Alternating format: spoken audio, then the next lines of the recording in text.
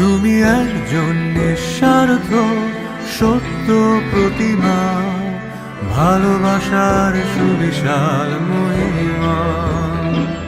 তুমি একজন মমতা, তুমি সাহস, তুমি আশা, পবিত্রতার একমাত্র ভাষা।